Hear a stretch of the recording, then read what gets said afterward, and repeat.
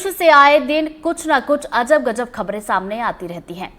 अब ताजा मामला नीमच से सामने आया, जहां के गांव गुलाब खेड़ी के प्राथमिक विद्यालय में सिर्फ एक बच्ची पढ़ती है जो तीसरी क्लास में है। लेकिन इस बच्ची को पढ़ाने के लिए सरकार को सालाना करीब 24 से 25 लाख खर्च देना पड़ता है। जी हाँ, 24 से 25 लाख। दरअसल इस स्कूल में पिछले साल तक 3 छात्र थे और 3 शिक्षक इन्हें पढ़ाने के लिए भी मौजूद थे। लेकिन इस साल स्कूल में सिर्फ एक छात्रा है और इसे पढ़ाने के लिए स्कूल में 2 शिक्षक हैं। इस स्कूल को चलाने के लिए सरकार हर साल करीब 24 से 25 लाख रुपए दे रही है। स्कूल में और बच्चों को न आने का सबसे बड़ा कारण प्राइवेट स्कूल है, क्योंकि सरकारी स्कूल में एडमिशन लेने के लिए सरकार की तरफ से 6 साल की उम्र होना जरूरी है, जबकि निजी स्कूल 3 साल से ही एडमिशन ले लेते हैं। देखिए मामले पर हमारी ये पूरी रिपोर्ट।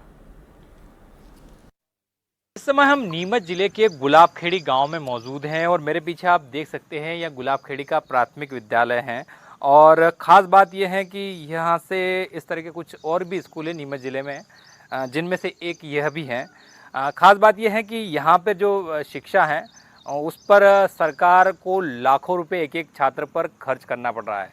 माना जाए एक तो मध्य प्रदेश में सबसे महंगी शिक्षा नीमच जिले के इस स्कूल में दी जा रही है। सोलंकी जी, ये जो स्कूल है अभी करंट में कितने छात्र हैं यहाँ हैं? अभी फिलहाल 1 दर्ज है। और शिक्षक कितने नियुक्त हैं? शिक्षक 2। अच्छा, लास्ट ईयर कितने थे? लास्ट ईयर 3 बच्चे थे। और शिक्षक? शिक्षक 3 थे।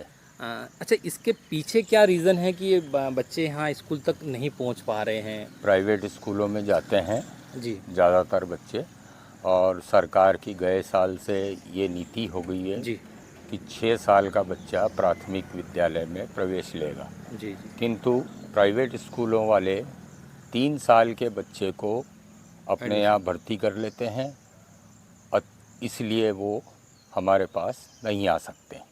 जो निजी विद्यालय हैं उनकी वजह से भी जो बच्चों का शुरू से एडमिशन वहाँ हो जाता है, इसके कारण यहाँ जो छात्र संख्या घट रही है। हालांकि इन समस्याओं के बीच महत्वपूर्ण बात यह है कि सरकार इन विद्यालयों पर लाखों रुपए सालाना खर्च कर रही है। यदि एक बच्चे का खर्च अनुमानित माना जाए तो 7 से 8 लाख रुपए प्रतिवर्ष एक बच्चे पर सरकार खर्च कर रही है।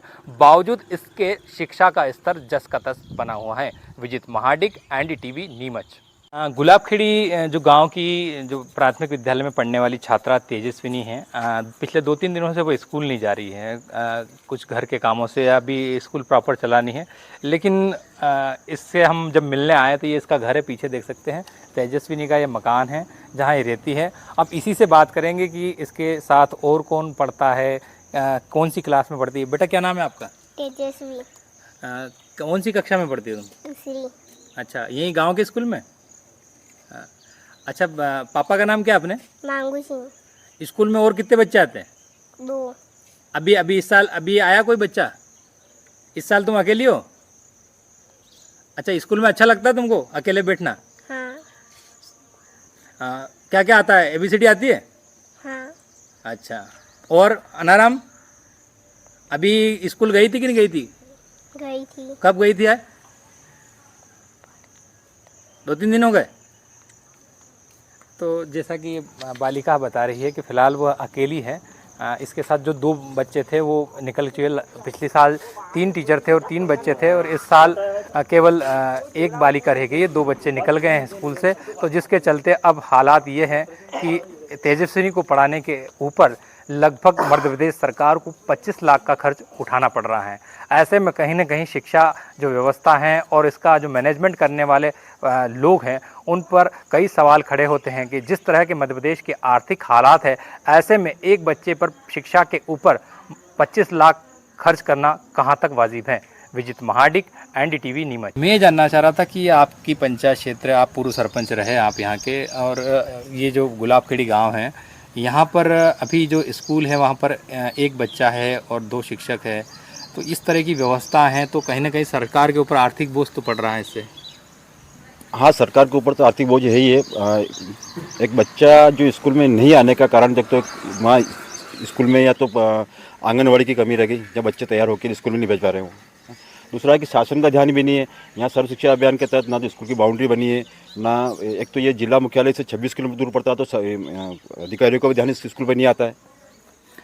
कुल मिला के कहीं ना कहीं शिक्षा का स्तर भी तो कम होगा, जिस वजह से इस तरह नहीं, के बच्चे अपने बच्चे जहाँ गाँव में और भी तो बच्चे होंगे, काफी बड़ी आबादी का स्कूल अगर स्कूल अच्छा होगा तो बच्चे क्यों नहीं पढ़ाएंगे। बच्चे हर कोई पेरेंट चाहेगा कि मेरा बच्चा अच्छे स्कूल में पढ़े। आप ही का एक गांव हो रहे मुंडला, वहाँ ये मेरी पंचायत के 4 गांव में, मुंडला, पिपला मिर्च, गुलाबखेड़ी और लसूढ़ाड़ा, और चारों में 3 में प्राथमिक स्कूल है और 1 में माध्यमिक स्कूल मुंडला में है हमारे पास।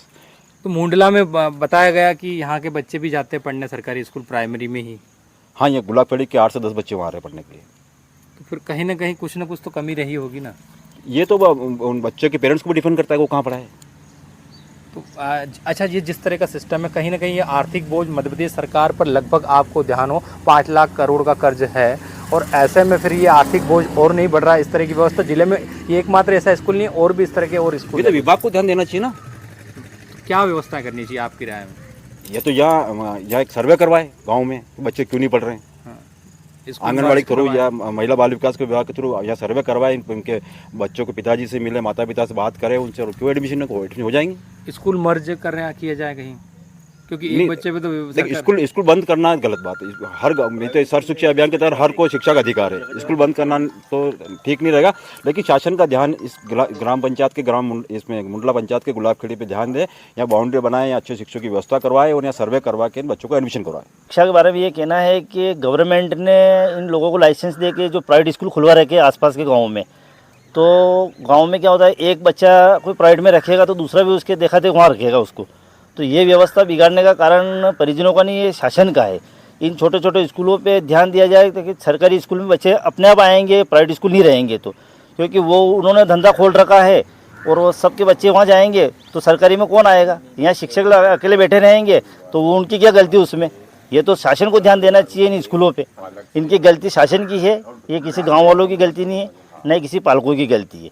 बस ये इतना ही कहना चाहता हूँ मैं इस बारे में। तो इन ग्रामीणों का यह कहना है कि शासन प्रशासन को इस ओर ध्यान देना चाहिए और इस तरह के इंतज़ाम करने चाहिए ताकि जो ग्रामीण क्षेत्र के दूर दराज के इलाके में पढ़ने वाले बच्चे हैं उन्हें बेहतर शिक्षा के साथ साथ इस तरह जो प्रबंधक की कमी दिख रही है प्रबंधन की, वो भी दूर की जा सके। विजित महाडिक, NDTV नीमच। कहीं कहीं छात्र संख्या बहुत कम है, बहुत सारे स्कूल ऐसे हैं जहाँ 10 से कम संख्या और कुछ 10 से 20 के बीच भी हो सकती है। एग्जैक्ट डाटा लगभग मुझे नहीं पता है, लेकिन लगभग 30 से 40 विद्यालयों में लगभग ऐसी संख्या है जहाँ पर छात्र संख्या 1 से 10 के बीच में और शिक्षक 1 या 2 हैं। अभी चूँकि जून और जुलाई के महीने में प्रवेश प्रक्रिया अनुरोध चालू रहती है, हमने सभी शिक्षकों को, प्रधानाध्यापकों, जन शिक्षकों को निर्देश कर दिया है और उनका टारगेट भी फिक्स कर दिया है कि आप अधिक से अधिक इसका नामांकन कराएं और इस प्रकार से अपन स्कूल चले अभियान को सफलता